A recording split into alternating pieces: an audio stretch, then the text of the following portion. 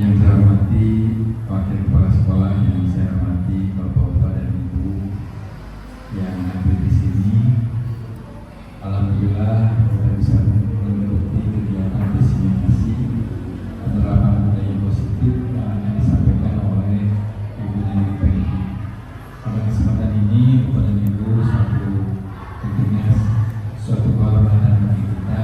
Alhamdulillah di antara rekan-rekan kita guru SMP Negeri 3 Tasikmalaya ada yang telah lolos mengikuti program guru penggerak, ada juga sekarang yang merintis ya mengikuti rekan-rekan kita yang sudah lolos. Alhamdulillah saya ucapkan selamat kepada Bu Iis dan kawan-kawan, juga Ibu Neni yang saat ini sedang berjuang menempuh perjalanan menuju suksesnya sebagai guru penggerak.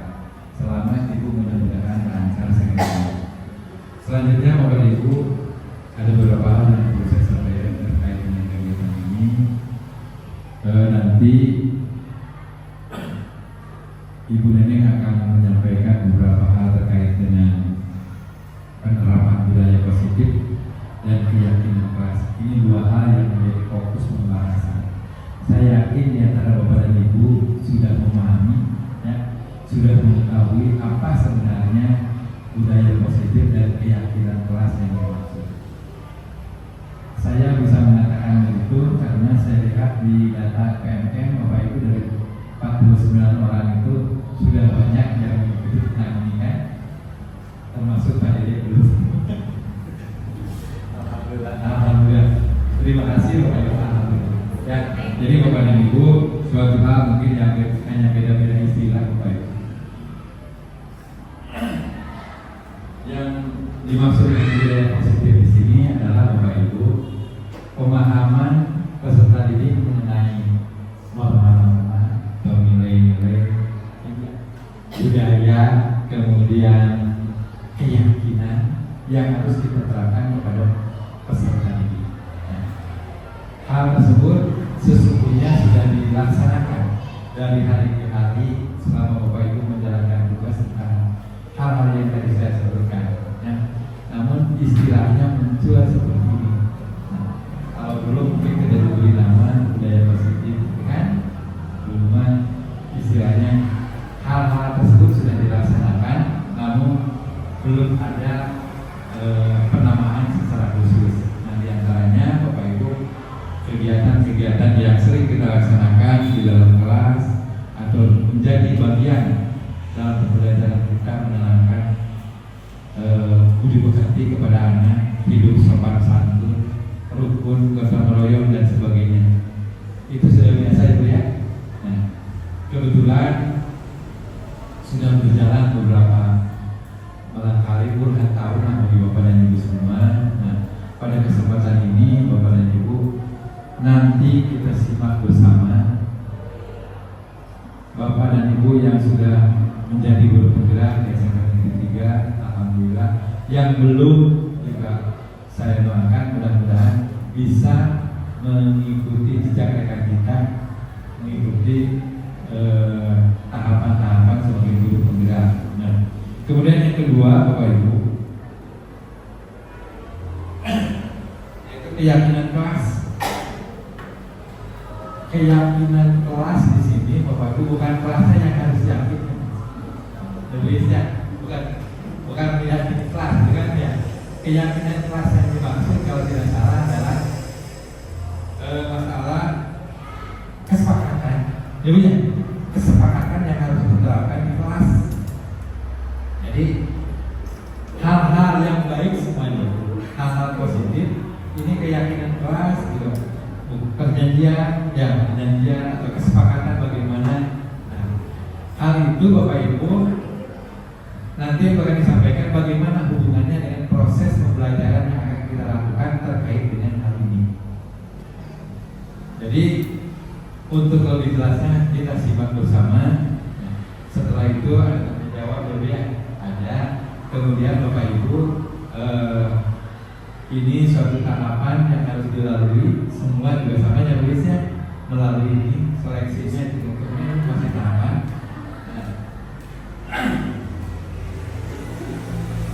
Terkait dengan aturan atau perjanjian kelas, aturan-aturan yang disepakati oleh di kelas Bapak Ibu, diantaranya adanya rasa aman nyaman.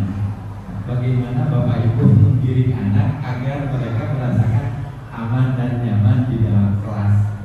Sangat bagus Bapak Ibu program ini. Kalau kita memahami ya, saya yakin guru penggerak sudah lebih mendalam tentang ini, mempelajari lebih jauh karena mereka sudah menempuh beberapa tahapan. Kemudian memiliki rasa jujur, kemudian tanggung jawab. Sering kan kita lakukan bagaimana agar anak memiliki rasa tanggung jawab terkait dengan tugas atau pekerjaan yang harus semestinya dilakukan. Kalau Bapak Ibu memberikan tugas kepada anak, kadang-kadang kan ada yang acuh tak acuh, kurang peduli terhadap tugas, ada juga yang rajin. Jangan hanya kemudian biasanya dari mana, dimanapun kita berada, bertugas dimanapun kita, hal tersebut dapat kita temukan. Ada yang rajin, ada yang santai, ada yang hanya jadi pendengar. Nah, ini Bapak Ibu nanti akan dikupas lebih jauh bagaimana solusinya untuk menumbuhkan keyakinan kelas. Selanjutnya Bapak Ibu perlu saya sampaikan kepada Bapak dan Ibu, saya menginginkan mari kita sama-sama mendukung teman kita, mendorong teman kita, membantu teman kita yaitu Ibu Neneng Peti ketika beliau ada hal-hal yang ingin disampaikan kepada Bapak dan Ibu, hal-hal yang ingin bagaimana sesungguhnya tentang hal tersebut, mari kita sama-sama bantu sehingga perjalanannya yang ditempuh oleh Ibu Neneng berjalan dengan baik dan lancar. Dan saya mengharapkan kepada Bapak-Bapak dan Ibu guru yang masih muda, istilahnya yang masih muda, terutama ya Bapak dan Ibu guru yang usianya masih muda. Kalau dulu ada pembatasan usia ya 50 menit, jangan lebih dari 50. Sekarang enggak ya. Ya, dulu ada pembatasan maksimal 50. Sekarang tidak dibatasi Bapak Ibu ya. Jadi bebas. Hanya Bapak Ibu saya menyampaikan kepada generasi milenial ini lebih cenderung Bapak Ibu, mereka lebih pikirannya lebih cemerlang ya, lebih cemerlang, kemudian kemampuan dalam memanfaatkan IT juga jauh dengan generasi masa lalu ya. Sudah ada luar sah gitu Pak ya. Jadi golongan-golongan tua bukan saya menyepelekan, itu bukan berarti tidak boleh ya, boleh-boleh saja. Saya menyarankan kepada generasi-generasi milenial itu segala sesuatunya kekinian, jadi bisa menyesuaikan dengan program-program yang diberikan oleh pemerintah. Itu barangkali Ibu yang dapat saya sampaikan. Sekali lagi saya ucapkan selamat kepada Ibu dan juga rekan-rekan. Alhamdulillah, terima kasih bisa hadir di sini untuk mengikuti kegiatan diseminasi yang akan disampaikan oleh rekan kita. Terima kasih. Billahi taufiq wal hidayah. Wassalamualaikum warahmatullahi wabarakatuh. Terima kasih Bapak sepertinya Bapak yang sudah memberikan arahan untuk kita semua. Sebelum dimulai Bapak Ibu, marilah kita berdoa dulu yang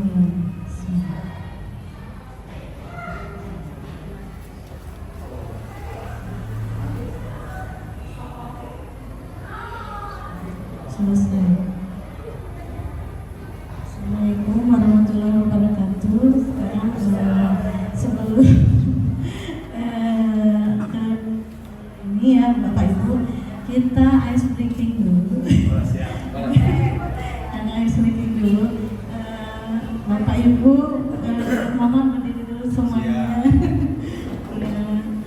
Selama 30 detik, Bapak Ibu mohon dan bisa berhadapan Bapak dengan Bapak.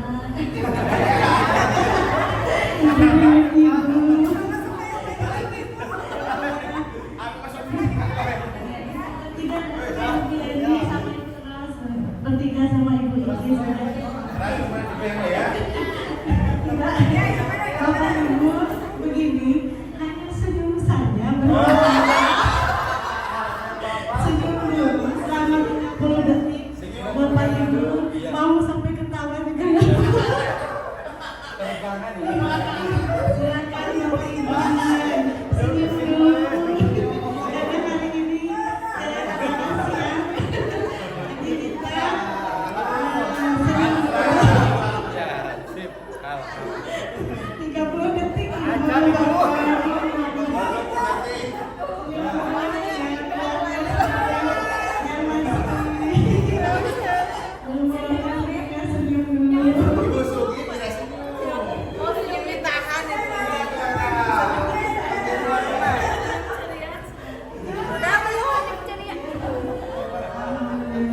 Ya, stop dulu. Terima kasih.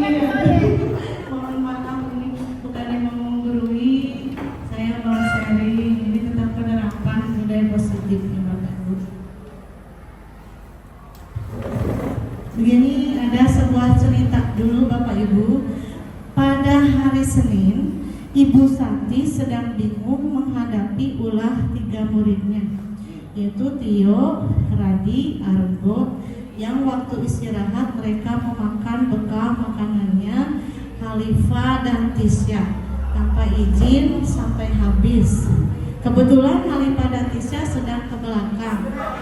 Ketika Khalifah dan Tisya datang, ternyata makanannya telah kosong, tak bersisa, dan mereka bertanya pada teman yang lainnya bahwa Tio, Radi, dan Argo yang telah menghabiskannya. Ya. Kira-kira ada yang tahu kebutuhan apa ya yang diperlukan oleh Tio, Radi, sama Argo ini? Ada yang bisa menjawab? Ya, merasa lapar. Ibu ini itu merasa lapar. Kira-kira apa lagi ya? Ada lagi jawabannya? Kebutuhan nutrisi. Kebutuhan nutrisi. Oke ya. Mungkin Bapak Ibu juga pernah mengalami seperti ini.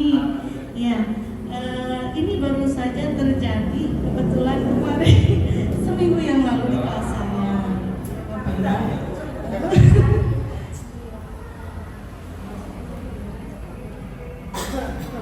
Yang pertama, jadi begini Bapak Ibu. Ketika Tio, Radi, dan Argo itu melakukan tersebut, pasti karena ada suatu kebutuhan, ya, kebutuhan perut, ya, boleh. Pertama, kemungkinan mereka lapar, ya, karena orang tuanya tidak membawakannya bekal siang, itu berarti itu adalah kebutuhan bertahan hidup, untuk makan. Yang kedua, apabila jawaban mereka karena senang, temannya jadi memperhatikan dia, kebutuhannya mungkin senang mengambil begitu, jadi mau diperhatikan, yaitu dia perlu cinta dan kasih sayang, ya, kebutuhan untuk diterima, caper, cari perhatian, betul ya. Apabila jawaban mereka ada mereka merasa hebat, karena temannya jadi takut, ya, menuruti keinginannya. Ini karena pengakuan atas kemampuan, jadi ini berkuasa juga ini ya. Kemudian apabila jawaban mereka merasa bosan dengan bekal yang dibawakan ibunya, yaitu kebutuhan akan kebebasan, berarti dia mau memilih, nggak mau itu terus, misalkan tahu goreng terus atau goreng ayam, ingin variasi yang lain. Apabila jawaban mereka adalah iseng saja dan mereka menikmati ekspresi wajah teman yang kesal karena diambil, kan pasti kesal ya yang diambilnya. Nah, kebutuhannya itu untuk memenuhi karena kesenangan, ya, Bapak Ibu. Nah, jadi ada 5 dasar kebutuhan dalam hidup. 1, bertahan hidup, ya. Yang tadi yaitu karena lapar, mungkin di rumahnya mohon maaf tidak ada makanan yang cukup, jadi mengambil yang punya orang. Yang kedua, kasih sayang dan rasa diterima. Tadi yang campur itu ya, cari perhatian. Kemudian kebebasan, kesenangan dan penguasaan.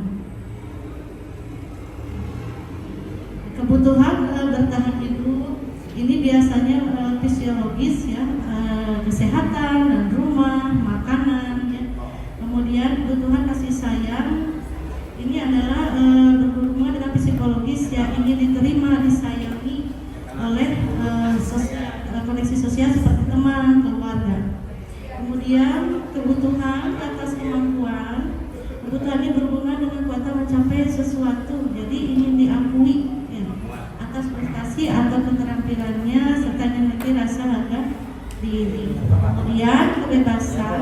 kebutuhan akan kemandirian, otonomi dan pilihan maupun arah hidup seseorang.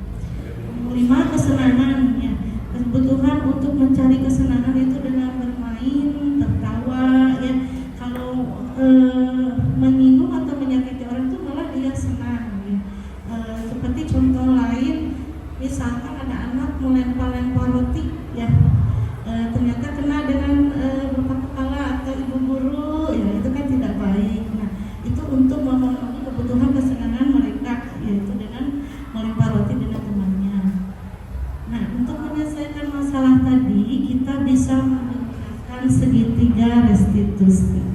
Sebelum ke sini, saya mau minta tolong Bapak Dede ke depan sama Bapak Milki. Mohon maaf.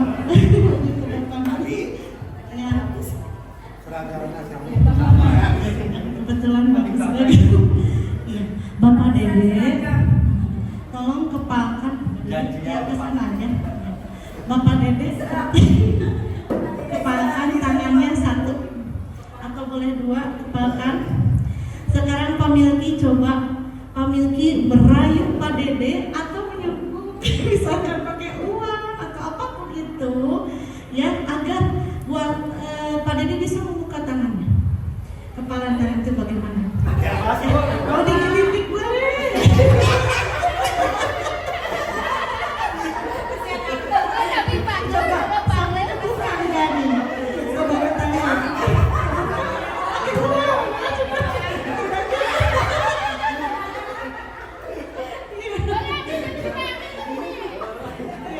Berusaha sudah, mau pakai apa lagi? Pakai rayuan, coba keluarkan rayuan. Coba tanya, ya. Rayuan yang mematikan.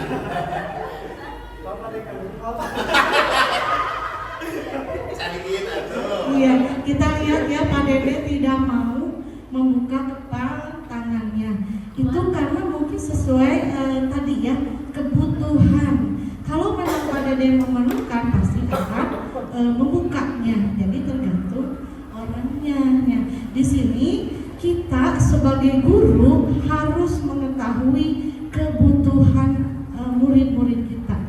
Dengan mengetahui kebutuhan mereka, oh ini anak mohon maaf kayaknya nih tidak bisa misalkan jajan. Nah, kita dekati ya, kita ajak diskusi anak tersebut ya, dan bagaimana kita harus tahu dengan cara berdiskusi tersebut mengetahui kebutuhannya. Oke, terima kasih Bapak Dede. Bapak Ibu, ini segitiga apa sih restitusi? Ini adalah sebuah cara menanamkan disiplin positif pada murid. Ini dengan cara memproses menciptakan kondisi bagi murid untuk memperbaiki kesalahan dan proses kolaboratif yang mengajarkan murid untuk mencari solusi sendiri. Jadi anak sendiri yang membuat masalah, nanti anak yang akan mencari solusinya. Bapak Ibu, membantu murid berpikir tentang orang seperti apa yang mereka inginkan dan bagaimana mereka memperlakukan orang lain. Ada segitiga restitusi. 1. Menstabilkan identitas berdasarkan prinsip membangun kesalahan adalah bagian dari proses pembelajaran, menggeser identitas gagal ke identitas sukses. Jadi nanti ketika kita bertanya kepada anak, kita cari tahu dalam menstabilkan identitas itu alasannya apa. Misalkan anak datang terlambat, kita tanya dia baik-baik, tidak perlu marah-marah Bapak Ibu. Sekarang kita harus menahan emosi. Saya juga lagi belajar sabar, belajar sabar menghadapi anak ya. Ya nanti lihat videonya Bapak Ibu. Validasi tindakan yang salah berdasarkan prinsip setiap perilaku ini berupaya memenuhi kebutuhan tertentu dengan mengenali dan mengakui kebutuhan murid akan memperbaiki hubungan murid. Kemudian menanyakan keyakinan. Makanya Bapak Ibu mohon maaf, di awal tahun pembelajaran alangkah bagusnya kita ketika masuk pertama kali itu membuat keyakinan kelas dulu. Ya, keyakinan kelas dulu. Anak-anak beserta guru. Anak-anak nanti yang akan membuatnya seperti saya ini menuliskan deskripsi note, nanti kemudian dibuat jadi kalimat positif, nilai apa yang terkandung, kemudian dijadikan yang tampak tidak tampak dan jadilah keyakinan kelas, bisa ditempel di kelasnya masing-masing. Nah, ini segitiga restitusi yang barusan contoh pertanyaan untuk validasi kebutuhan. Kamu tentu punya alasan mengapa melakukan hal itu. Adakah cara yang lebih efektif untuk mendapatkan apa yang kamu butuhkan? Untuk menstabilkan identitas, jadi dirayu dulu. Ibu juga pernah melakukan kesalahan, tapi gak apa-apa. Untuk saat ini kamu melakukan kesalahan, juga pernah. Tapi untuk selanjutnya jangan melakukan kesalahan itu lagi. Seperti itu Bapak Ibu.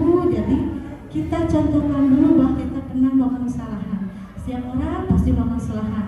Kamu bukan satu-satunya yang pernah melakukan hal ini.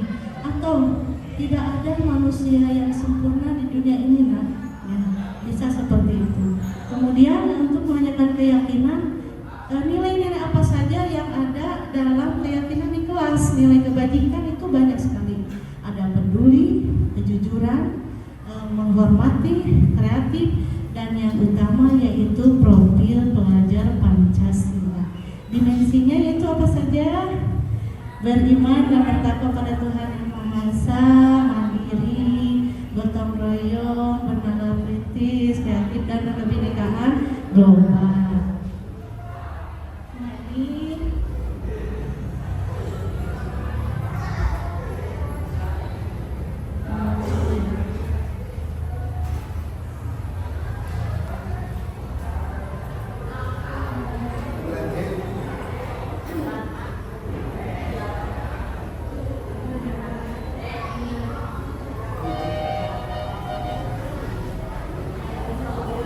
Saya ketika menangani seorang murid tadi karena dia itu terlambat datang ke sekolah. Ya, saya tanyakan kenapa Neng datang terlambat. Karena Bu, saya ketiduran sampai malam, larut malam. Jadi ketiduran pagi-paginya jadi tidak bisa tepat waktu. Nah Bapak Ibu, saya menanyakan alasannya itu udah termasuk menstabilkan identitas di sini.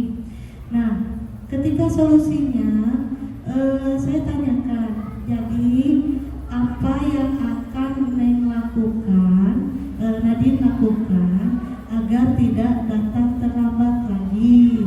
Nah itu Nadine dan menjawab, saya akan tidur lebih awal sehingga saya bisa datang tepat waktu kepada ke sekolah. Contoh lain Bu, lalu tanyakan keyakinan kelas, maaf Ibu, keyakinan kelas apa?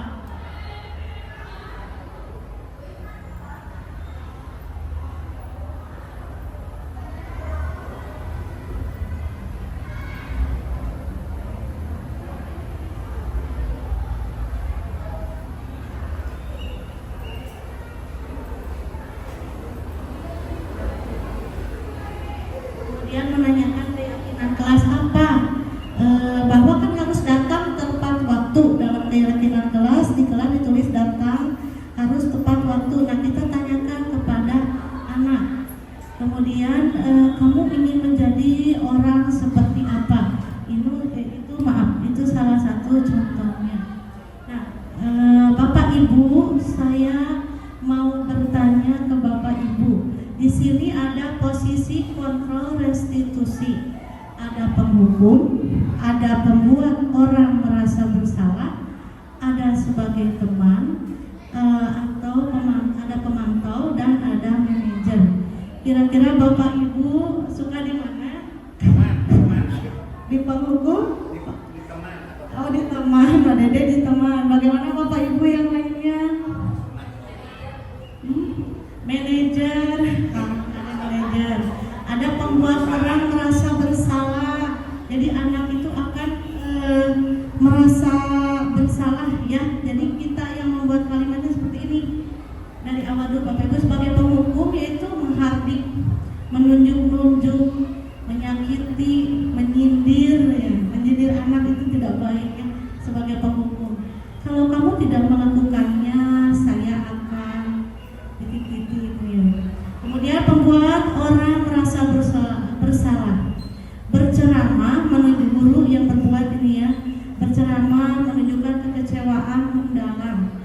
kamu sudah mengecewakan ibu atau bapak, kamu sudah mengecewakan ibu. Kemudian sebagai teman membuatkan alasan-alasan untuk muridnya, lakukan untuk bapak atau ibu. Ya sudah, nanti bapak atau ibu bantu bereskan. Ini membantu ya, memberikan solusi. Kemudian yang pemantau, apa ini peraturannya, ini menghitung dan mengukur apa konsekuensinya, apa sanksinya, apa yang telah kamu lakukan. Dan yang terakhir ini adalah manajer, mengajukan pertanyaan-pertanyaan apa yang kita yakini, yaitu maksudnya dari nilai kebajikan, keyakinan yang di kelas dibuat bersama-sama guru dan murid. Apa kamu meyakini hal tersebut? Kalau kamu meyakininya, maukah kamu memperbaikinya? Kalau kami memperbaikinya, jadi kira-kira tersebut akan menggambarkan apa tentang dirimu. Nah, ini hasil-hasilnya ibu kalau penghukum, nanti si anak akan memberontak. Kalau kita guru sebagai penghukum, anaknya akan memberontak, pendendam, menyalahkan orang lain. Kemudian kalau guru sebagai pembuat orang merasa bersalah, nanti anak akan menyembunyikan, menyangkal, berbohong. Kemudian akan sebagai teman, tadi Pak Dede sebagai teman dekat dengan anak, itu akan ketergantungan Mbak Dede. Bapak baik ini mana terus ke bapak ya. Kemudian pemantau ini menyesuaikan, bisa diawasi, jadi memantau anak terus, ini mengawasi. Dan yang terakhir adalah manajer, menguatkan watak atau karakter. Jadi bapak ibu mana yang paling bagus ini? Manajer, setuju ya? Betul sekali ya bapak ibu. Posisi kontrol restitusi ini adalah posisi manajer. Dicontohkan ada anak yang berkelahi, kemudian misalkan Andi dan Tono. Andi ini berkelahi, mencabut kancing bajunya Tono. Bapak ibu bisa melihat. Nah, si kancingnya kan copot nih yang punya Tono itu. Dipanggillah sama kita. Nah, kemudian ditanyakan, mengapa mencabut kancing sampai jatuh? Karena berkelahi bu, misalnya. Terus bagaimana nih? Ini kan punya Andi gitu ya. Gak tahu misalkan. Kita tanya lagi supaya ada solusi. Anak mau memperbaiki ya kancing tersebut. Nah, apa solusinya menurut kamu?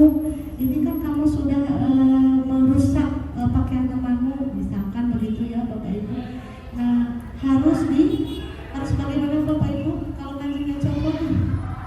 Harus dijahit kembali ya, dijahit kembali. Berarti kamu harus menjahit kancingnya Tono ya. Itu ke Andi bertanya, berarti harus menjahit kancingnya Tono. Nah, kan saya gak bisa, kata Andi itu gak bisa menjahit. Lalu apa? Di sini misalkan ya, di sini itu ada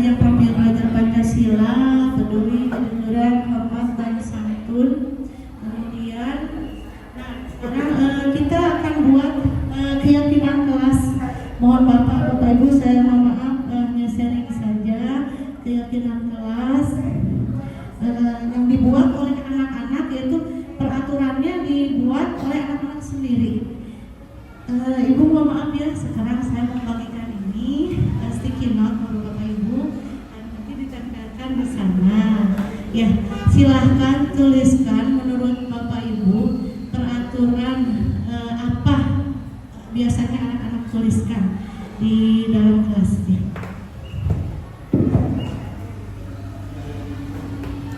Buang sampah.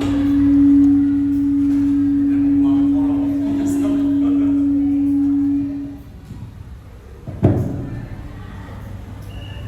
Mengaji.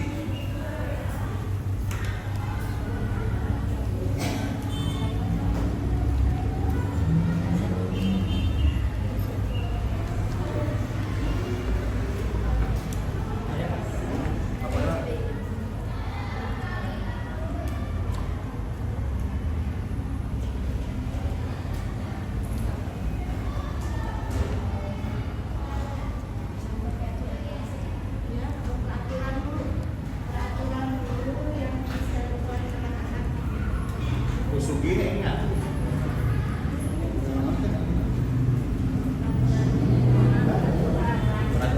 Kelas.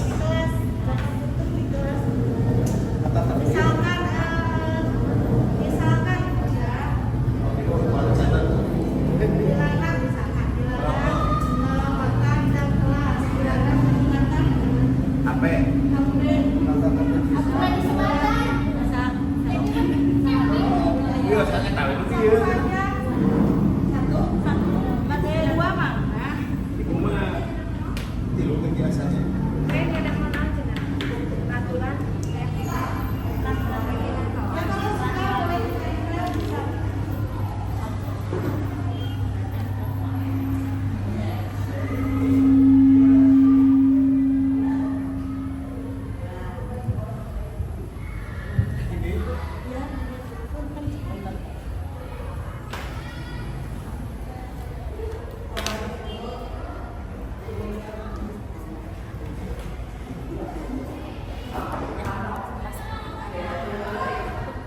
Kudu kata jangan. Aturan udah sampai.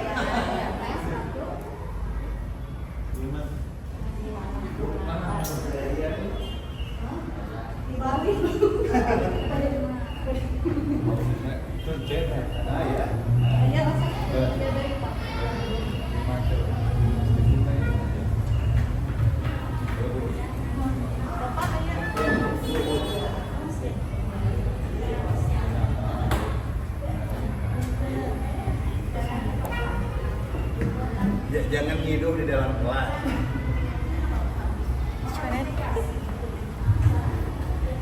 Iya, ini ada beberapa yang sudah.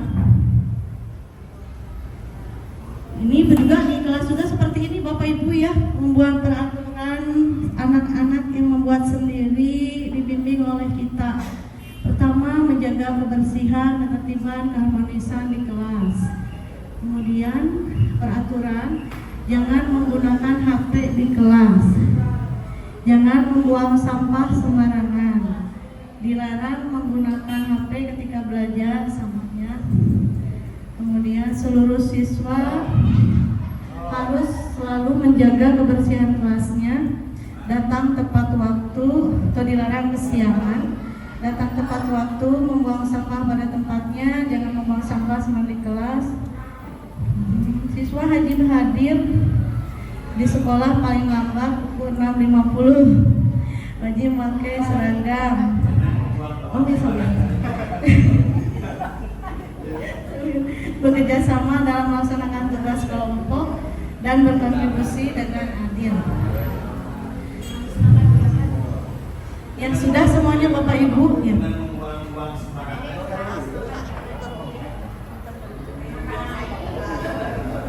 Oke ya, jadi begini Bapak Ibu, ini sudah bagus.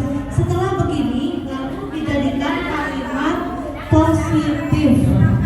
Jadi jangan ada kalimat negatif. Jadi harus kalimat positif Bapak Ibu. Kalau ini sudah menjaga kebersihan. Jadi jangan menggunakan HP di kelas. Mohon maaf Bapak Ibu, jadi tidak boleh ada kata jangan atau dilarang. Jadi berarti bagaimana coba kalimatnya, ada yang bisa? Ya.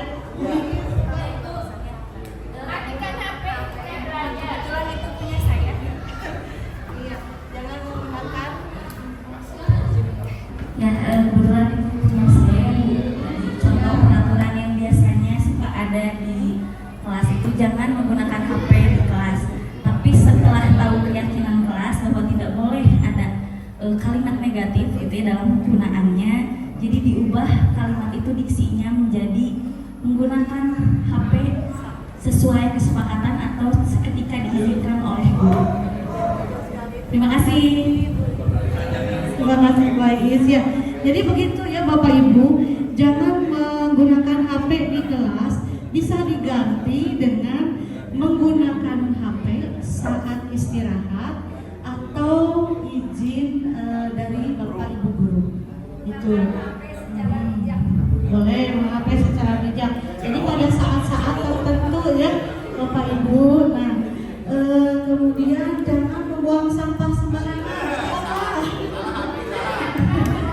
Ya, membuang sampah pada tempatnya, betul. Ini ya. Kemudian yang tidak kesianan, dilarang kesianan. Nakal tepat bagus. Jangan lupa sampah. Ini sudah kalimat kerjasama juga udah. Nah, setelah dibuat kalimat positif, kemudian Bapak Ibu menuliskan nilai kebajikan. Nilai kebajikan apa? Misalkan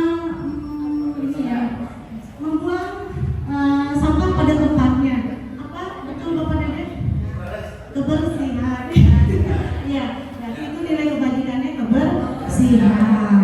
Ya, itu bisa ditulis di sini ya. Kemudian apa lagi nih? Menggunakan HP ketika istirahat atau saat izin atau izin dari bijak ya, dengan bijak dari Bapak Ibu guru itu apa Ibu? Ya, dari kebajikannya tanggung jawab, disiplin bisa ya, keteraturan juga bisa ya Bapak Ibu. Terus di sini tidak ada nilai agama ya. Beriman. Kalau ini Bapak Ibu setia beriman dan bertakwa pada Tuhan yang Maha Esa, apa kira-kira? Berdoa sebelum dan sesudah belajar, itu nilai kebajikannya keimanan dan ketakwaan pada Tuhan yang Maha Esa, yaitu profil pelajar Pancasila. Nah, setelah dibuat kalimat positif, ini ada tampak seperti, tidak tampak seperti. Ya, datang tepat waktu berarti tidak tampaknya yaitu datang terlambat. Kemudian berbicara dan sikap santun. Nah, tidak tampaknya itu lawannya ya Bapak Ibu, berbicara dan sikap kasar. Menyapa tidak sopan juga boleh. Menyapa teman dan guru ini tidak peduli kepada teman dan guru. Ya. Menghormati dan menghargai orang lain. Kemudian ini tidak menghormati dan tidak menghargai orang lain. Nah, kemudian ini contohnya ya, percaya dan menghormati orang lain dan barang miliknya.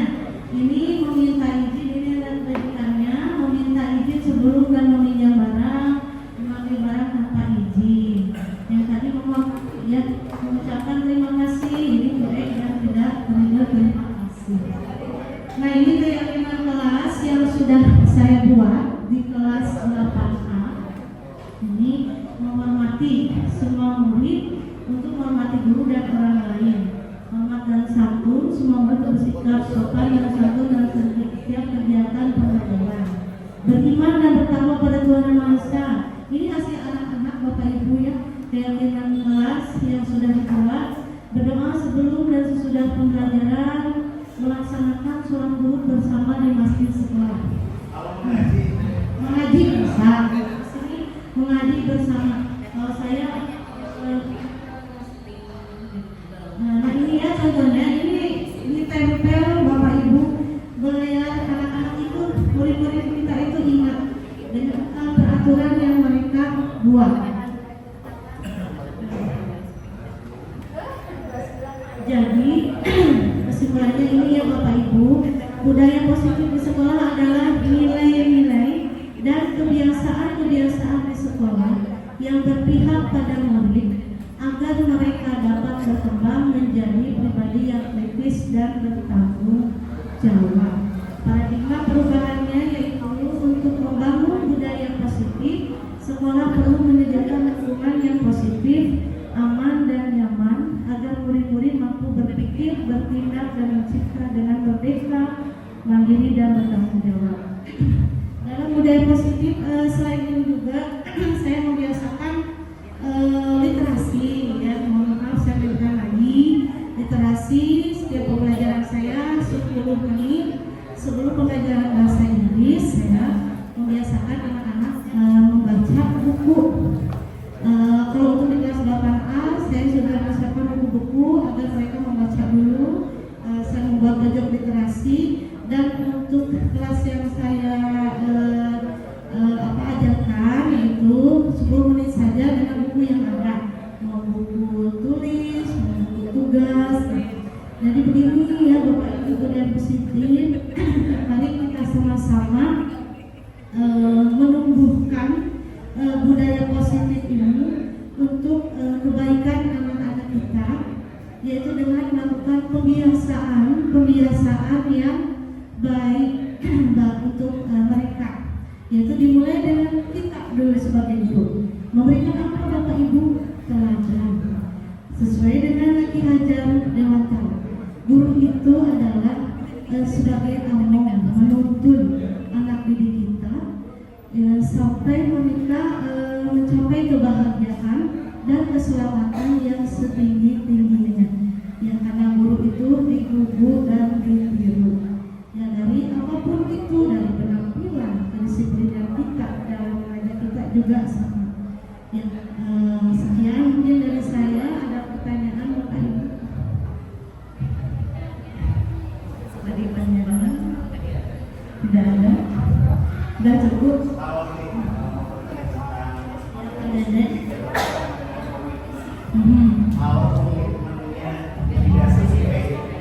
Komitmen. Ya, keyakinan. Masih dilanggar. Ya. Harus dilakukan. Ya. Apa yang harus dilakukan jika anak masih melanggar? Yaitu dengan restitusi segitiga tadi Pak Dede, ya, dengan menstabilkan identitas. Kita ajak diskusi. Ini anak yang terus memvalidasi tindakan yang salah. Itu kita jangan marahi mereka, betul ya. Jadi guru ini ternyata harus sabar ya menghadapi anak-anak yang melanggar kedisiplinan gitu ya. Kemudian yang tadi menanyakan keyakinan atau dilanggar. Nah, solusinya apa? Seperti tadi yang kancing gitu ya, Pak Dede ya. Dan dia solusinya bikin sendiri, yaitu belajar dulu sampai baju temannya menjadi rapi kembali dengan kancingnya. Itu dengan paling ini restitusi dan segitiga itu ya. Terima kasih Pak Dede. Ada lagi? Ya, sudah cukup ya. Terima kasih Bapak Kepala, Bapak Ibu, Bapak Wakil Siswaan, dan Bapak Ibu guru semua atas kedatangannya. Semoga kita semua bisa menumbuhkan, mewujudkan budaya positif dan keyakinan kelas dengan baik di sekolah kita, karena anak-anak kita itu menginginkan pembelajaran yang